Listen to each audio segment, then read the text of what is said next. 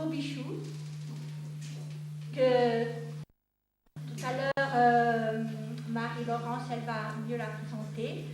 Nous avons aussi Catherine Persine, qui nous apportera son témoignage cet après-midi. On est à la 4e rencontre de l'année, la dernière de l'année. On a eu déjà des rencontres formidables, vraiment bénies. Les rencontres, elles sont organisées par le groupe Déborah, lève-toi. Si vous ne connaissez pas, je vais demander au groupe de venir me rejoindre. Le groupe co-organise.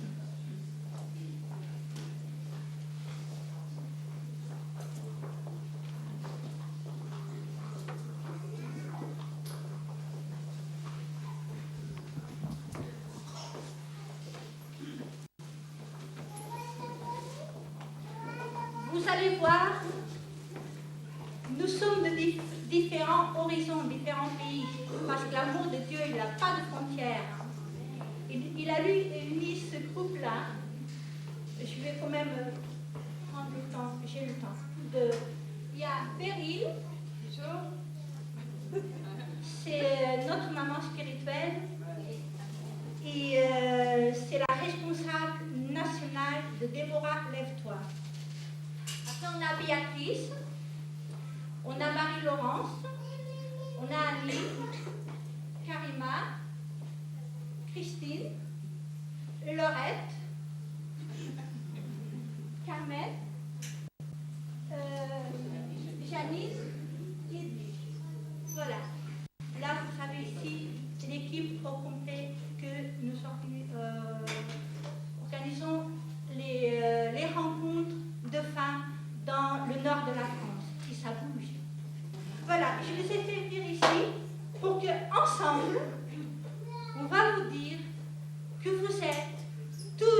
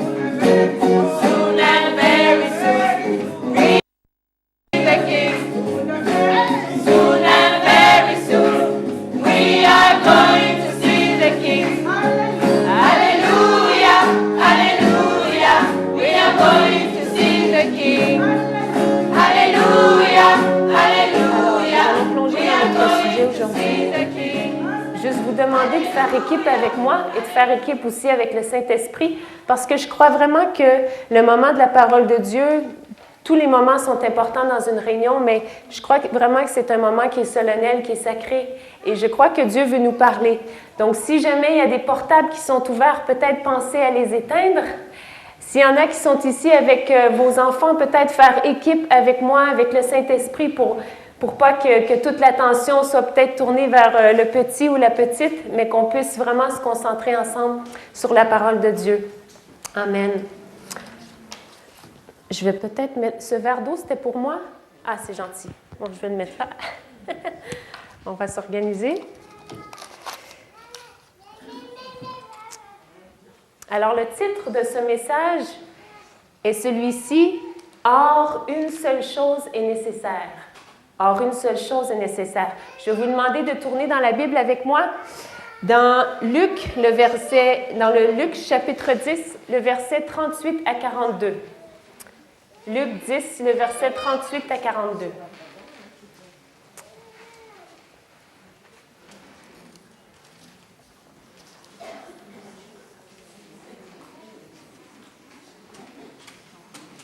Vous l'avez trouvé? Vous y êtes? On va faire un petit voyage ensemble. Nous allons aller dans la maison d'une femme. Nous allons aller dans la maison de deux dames. Et on va voir combien souvent elles sont comme nous ou nous sommes comme elles. Mais Jésus est venu, il a eu une parole pour elles. Et cette parole-là, c'est la même encore aujourd'hui pour nous. Alléluia. Je vais juste prier. Alléluia. Seigneur Jésus, nous te prions, Seigneur. Seigneur, je prie, Seigneur, pour ce moment, Seigneur. Derrière toi. Seigneur, tout ce qui est important, c'est que toi, tu viennes, que ce soit ton Saint-Esprit qui applique la parole à nos vies. Seigneur, je prie, rouvre nos yeux, rouvre notre entendement, Seigneur Jésus. Seigneur, je prie pour ta paix, je prie pour un ordre divin, Seigneur, dans cette réunion, Seigneur. Et Seigneur, merci, Seigneur, Éternel, pour la parole, Seigneur, que tu as pour chacune d'entre ces femmes, Seigneur, aujourd'hui. Amen. Amen. Nous allons lire le texte ensemble. Comme Jésus était en chemin avec ses disciples, il entra dans un village et une femme nommée Marthe le reçut dans sa maison. Elle avait une sœur nommée Marie qui, s'étant assise aux pieds du Seigneur, écoutait sa parole. Marthe, occupée à divers soins domestiques, survint et dit « Seigneur, cela ne te fait rien que ma sœur me laisse seule pour servir. Dis-lui donc de m'aider. » Le Seigneur lui répondit « Marthe, Marthe, tu t'inquiètes et tu t'agites pour beaucoup de choses. Or, une seule chose est nécessaire. Marie a choisi la bonne part qui ne lui sera point ôtée. » Or, une seule chose est nécessaire. Quel contraste avec le monde dans lequel nous vivons. On vit dans un monde, dans une société qui proclame le contraire, qui nous dit au contraire qu'il y a des ensembles de choses qui nous sont indispensables pour vivre, n'est-ce pas?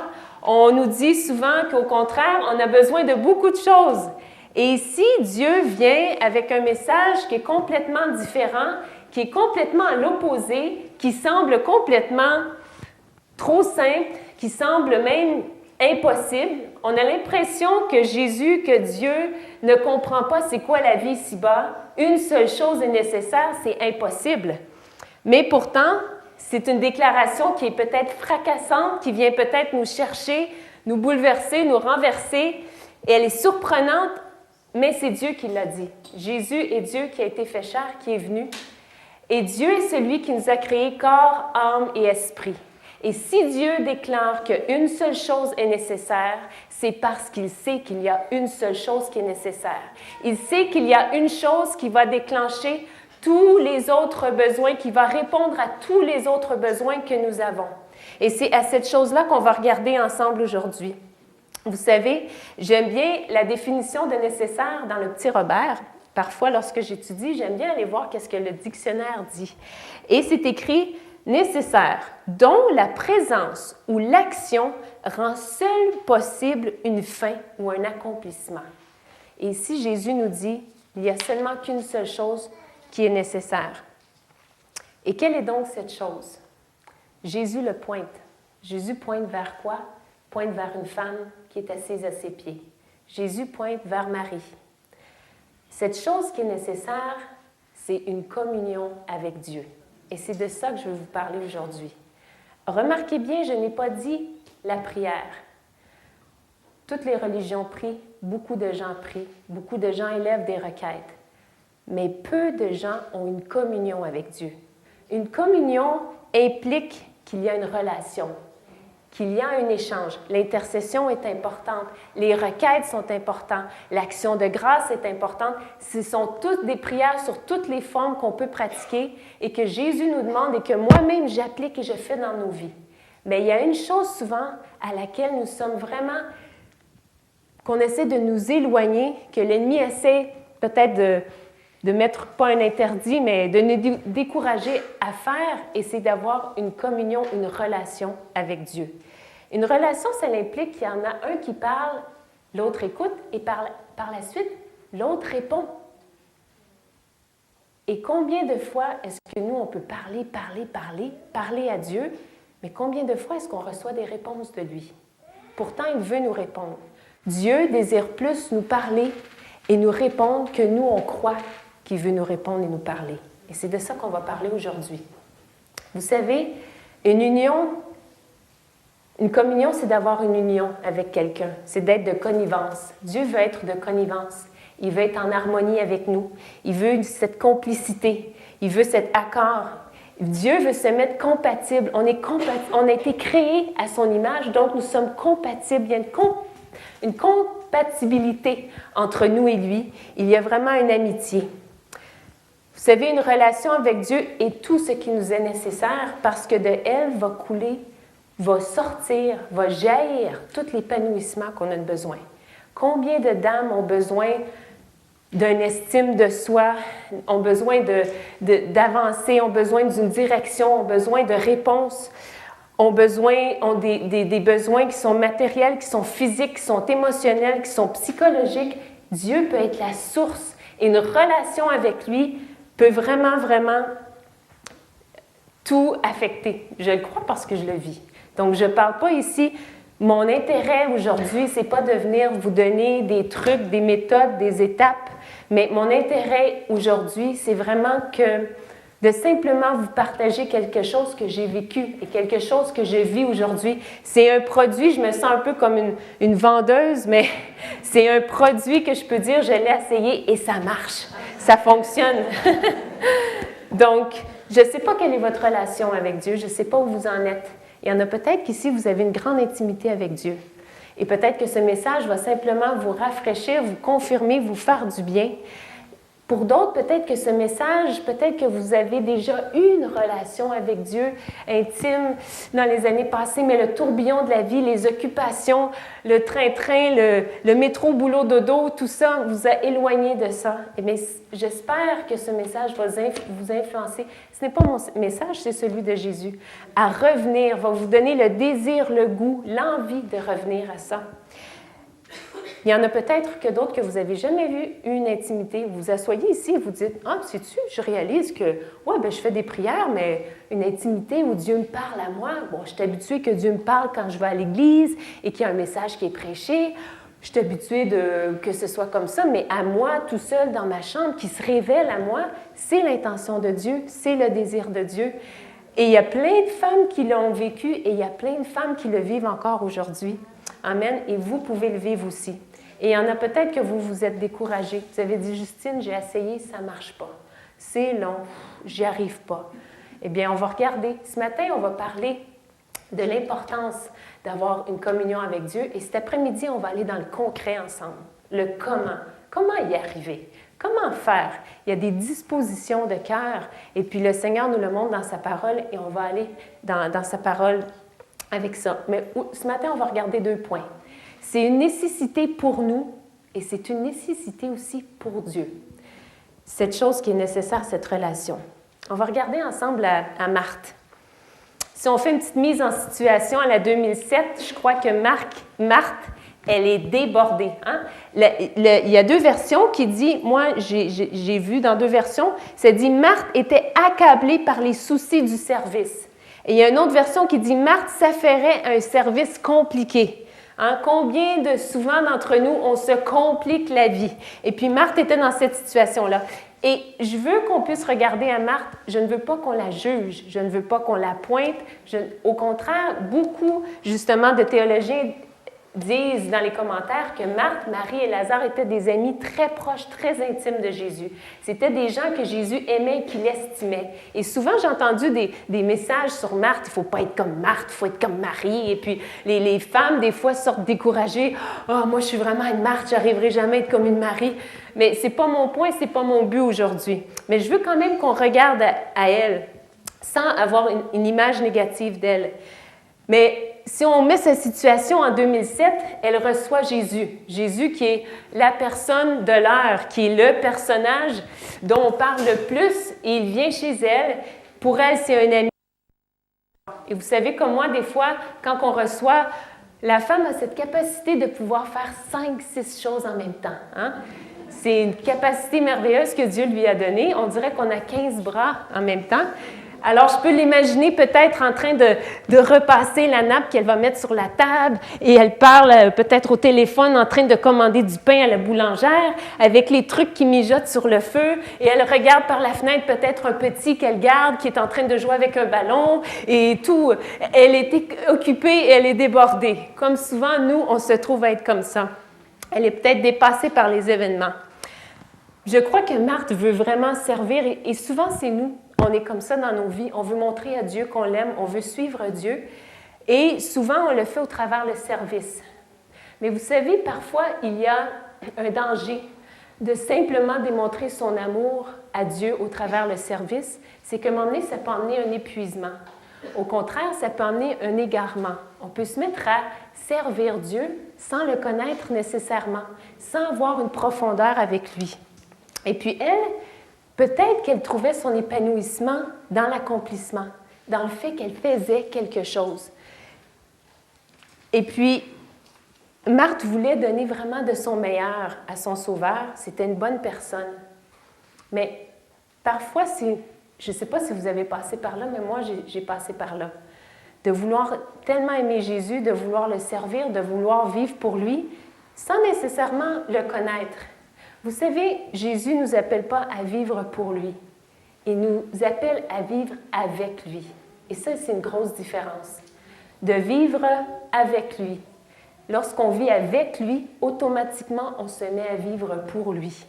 Il nous fait rentrer avec lui dans ses œuvres qu'il a déjà préparées d'avance pour nous. Et puis, vous savez, lorsque nous marchons sur le chemin de l'accomplissement, lorsque notre épanouissement vient dans l'accomplissement, dans ce que nous, on fait, il y a un chemin qui est très glissant, qui est très dangereux. Et puis, nous allons le voir à travers Marthe, à travers sa réaction, à travers sa façon de voir les choses, à travers la façon qu'elle traite les autres alentour d'elle. Vous savez, moi, j'ai passé par ce chemin-là, où j'étais partout à l'Église en même temps, dans tous les comités, la chorale, tout ce que je pouvais faire, je le faisais. Et j'avais une connaissance, une bonne connaissance intellectuelle de Dieu. Dieu, parfois, me touchait ici et là. J'avais des moments sporadiques dans l'année, hein? Mais d'avoir un attouchement de Dieu, une relation, une intimité avec Dieu, où Dieu s'ingère dans ma vie, où je dépends de lui, où j'ai besoin de lui, à tous les jours, j'en étais pas là. J'avais une relation intellectuelle, mais une relation intime de cœur et une relation où je suis révélée par lui, j'étais pas là. Mais Dieu m'a emmenée là, parce que Dieu, il m'aime, et Dieu vous aime, et Dieu aime Marthe. Il a emmené Marthe là aussi. Lorsqu'on regarde à Marthe, on voit qu'elle est remplie de besoins. Donc, elle va à Jésus. Hein? Elle prie Jésus. Qu'est-ce qu'elle dit à Jésus? Elle lui dit, « Seigneur, ne vois-tu pas? Seigneur, réponds, agis. Seigneur, j'ai besoin. Fais ceci. Seigneur, fais cela. Seigneur, dis-lui donc là, de venir m'aider. Ne vois-tu pas que je suis seule pour te servir? » Et puis souvent, c'est notre relation qu'on a avec Dieu. Hein? Oh, Seigneur, on rentre dans la prière. Oh, je prie pour un tel. Seigneur, il y a tel truc. Seigneur, ouvre une porte. Seigneur, agis. Seigneur, pourvois. Seigneur. Et oh là là, on arrive avec notre requête toutes nos requêtes. Et les requêtes sont bonnes, comme j'ai dit tout à l'heure. Mais on peut détecter quelque chose ici. Lorsqu'on a une vie qui est seulement remplie de requêtes et qu'on n'a pas une réponse de Dieu, qu'on n'a pas une action de Dieu, qu'on n'a pas une intimité avec Dieu, on commence à rentrer, à avoir une foi qui diminue. On commence à marcher dans le chemin de l'incrédulité. Regardez qu'est-ce qu'elle dit. Ne vois-tu pas que je suis seule pour servir? Ne te mets-tu pas en peine? Pourtant, Jésus est venu justement, il va mourir pour elle, mais elle est rendue à un point où elle est tellement absorbée par les soucis du service, par ce qu'elle peut faire, qu'elle est rendue à un point où elle dit à Dieu, ne te mets-tu pas en peine? Sa foi est affectée. Il y a de l'incrédulité qui commence à rentrer. On voit aussi que sa perception des autres est souvent brouillée et affectée. Souvent, plus on va près de Jésus, plus il nous révèle son cœur, plus on communie avec lui, plus il nous change, plus il nous rend capable d'aimer les autres, plus on se met à voir les autres différemment. Mais on voit, elle, ici, que sa perception des autres, elle est brouillée, elle est affectée. Elle manque de discernement. Elle voit sa sœur, on dirait que sa sœur n'a fait rien, là. Dis-lui qu'elle fasse quelque chose. Dis-lui qu'elle vienne m'aider, qu'elle se rende utile. Dis-lui qu'elle est juste là assise à tes pieds. Et puis, combien de fois, moi, ça m'est arrivé souvent que j'ai eu une mauvaise perception des gens alentour de moi parce que je n'avais pas le cœur de Dieu en moi. Et puis souvent, on a de l'impatience, c'est sûr. Et puis même la façon qu'elle la traite, elle humilie sa sœur. Je me dis, quand je lisais le texte, j'essayais de rentrer dans le texte et je me disais, la pauvre est assise au pied de Jésus, elle s'occupe de Jésus, elle écoute et tout. Et puis, il y a la sœur qui arrive, coupe la parole de Jésus. Elle était dans tous ses états, dans tous ses émois. Et au lieu de se pencher pour peut-être dire, écoute Marie, tout est en train de cramer dans la cuisine, viens m'aider. Elle ne s'adresse même pas à sa sœur. Elle dit à Jésus, dis-lui. Comme si sa sœur, elle voudrait peut-être pas l'écouter. Il y a vraiment quelque chose. On voit que parce qu'elle a peut-être ce focus sur l'accomplissement, sur faire des choses pour Dieu, on voit qu'elle manque de l'essence de Dieu en elle. Hein?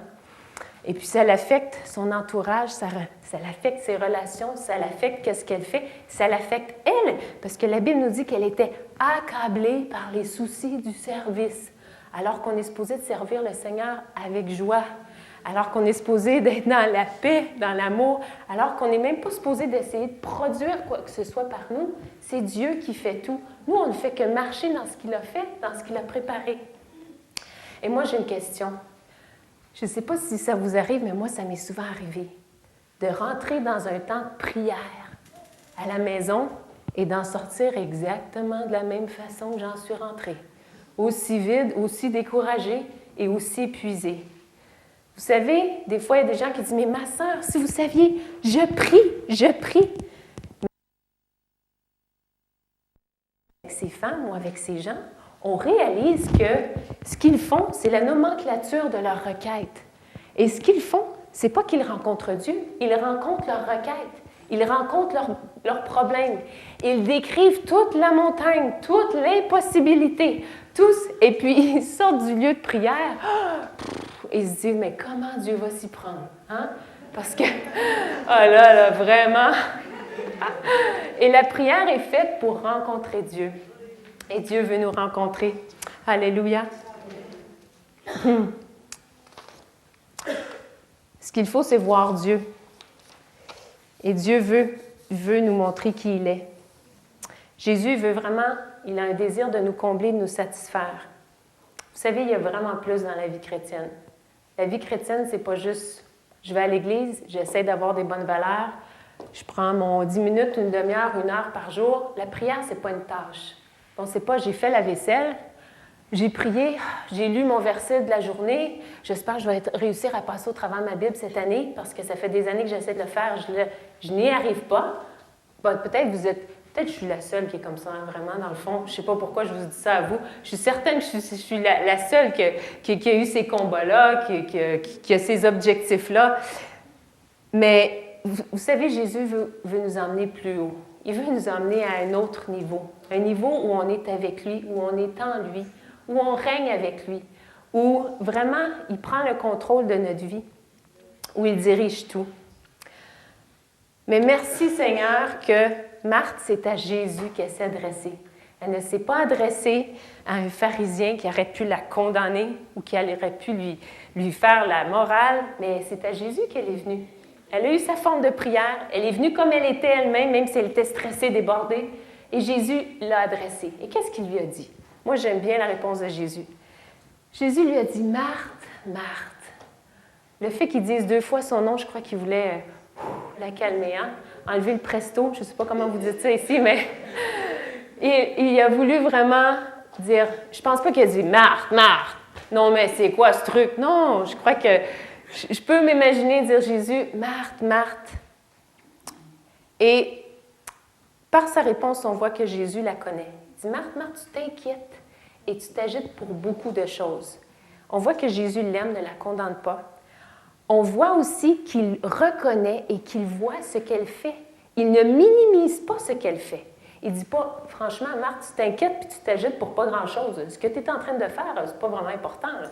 C'est très charnel, ce n'est pas spirituel. Non, Jésus dit, tu t'inquiètes et t'agites pour beaucoup de choses. Il voit, il considère que c'est beaucoup, que c'est important. Mais il va juste ramener son focus vers les bonnes choses, vers la bonne chose. Et il se révèle à elle. Merci Seigneur parce qu'il ne fait pas juste lui dire « Ah, tu t'inquiètes, tu t'agites pour beaucoup de choses, au revoir, moi je me lève, je m'en vais. » Non, il lui donne la solution, il lui donne une réponse, il lui donne une invitation. Et il lui dit « Or, une seule chose est nécessaire. » Et il pointe vers sa sœur. Vous savez, le mot « nécessaire », lorsqu'on regarde dans le dictionnaire, il y a beaucoup de synonymes de « nécessaire ». Et voici les synonymes que j'ai pu en sortir. C'est comme si Jésus lui disait « Une seule chose est essentielle, est indispensable, est vitale, est fondamentale, est capitale, est principale, est important, est primordial. » Est-ce que vous avez compris mon message? Ça, c'est ce que le dictionnaire nous dit. Mais lorsqu'on va regarder dans les termes grecs à l'époque, le terme que Jésus a utilisé, c'est « kria ». Le contexte biblique. Et vous savez ce que ça veut dire? Ça veut dire utile. Une seule chose t'est utile. Une seule chose t'est voulu. C'est une autre définition que peut sortir. Et aussi, ça veut dire qui t'est demandé. Jésus vient devant elle et lui dit, « Regarde, je vais te simplifier ta vie, là. Une seule chose t'est demandée. Toi, tu cours à gauche, à droite, tu fais des pirouettes en haut, en bas. Tu essaies d'accomplir ma volonté, de presque faire des miracles. On essaie de produire des choses. Tu essaies de te sanctifier par toi-même. Tu essaies d'être parfaite, de te débarrasser de ce péché que ça fait longtemps qui colle à la peau. Mais Jésus lui dit, une seule chose t'est demandée. Et si tu fais cette chose-là, là, les choses vont se régler. Je vais te changer. Je vais te transformer. Je vais te prendre en charge. Je vais m'occuper de toi. Marthe venait pour demander à Jésus, et Jésus, lui demandait seulement une chose.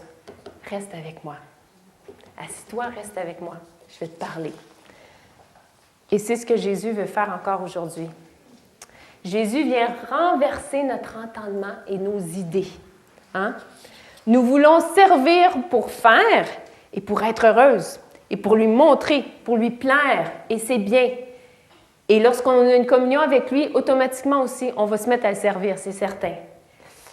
Et Jésus, lui, il veut qu'on soit heureuse avant, qu'on soit rempli d'abord pour pouvoir le servir par la suite, pour pouvoir bien le servir, pour servir avec amour et avec joie et avec épanouissement, pour pouvoir être un témoignage quand on le sert. Moi, ça m'est arrivé des fois que j'ai vu des gens qui servaient Dieu. Oh, ça ne me donnait pas envie de servir Dieu, hein? Oh! J'avais plutôt envie de faire d'autres choses dans la vie parce qu'ils avaient l'air tellement aigris, on dirait qu'ils avaient mordu dans un citron. Je dis, oh! Je me suis dit, ah non, non, non, non! Non, c'est pas ça. C'est sûr qu'il y a des combats. Je ne vous cache pas qu'il y a des combats dans la vie chrétienne. Il y a des difficultés. Il pleut et il fait soleil sur le juste et sur le méchant. On a des comptes à payer, nous aussi. EDF, il vient frapper à notre porte. On a toutes les mêmes réalités. Sauf que lorsqu'on les vit avec Jésus, ça fait toute la différence. Amen. Je vous dis que votre communion avec lui va remplir votre être et va rendre que vos journées vont être des journées épanouies. C'est lui qui est la source de la paix, de la joie, de la direction, de la provision, de la force que nous avons besoin. Et il y a une invitation qu'il nous fait, et c'est ce qu'on va regarder, c'est d'être comme Marie. Vous savez, j'aime le texte parce que ça ne dit pas que Marie parlait. Je suis certaine que Marie a dû lui parler. Il y avait un échange, hein, c'est certain. Mais ici, ça dit juste qu'elle était assise et qu'elle écoutait. Je crois que celui qui a écrit l'histoire a été inspiré par l'Esprit pour simplement mettre le focus sur le fait qu'elle était assise, elle était posée, elle était arrêtée. Et c'est ce que le Seigneur veut faire. Il veut arrêter nos cœurs. Il y a des gens parfois qui semblent assis, mais ça spinne ici. Je ne sais pas si vous disiez ça. It's spinning like crazy. Ça tourne, ça tourne. Et il y a des gens, des fois, qu'on dirait qu'ils font plein de choses, mais qui sont capables d'avoir un cœur qui est fixé sur Dieu. Et puis, Dieu veut nous emmener là. Et puis, il pointe vers Marie. Et vous savez, l'invitation de Jésus, ce n'est pas d'avoir juste un moment, occasionnellement, sporadiquement, une fois.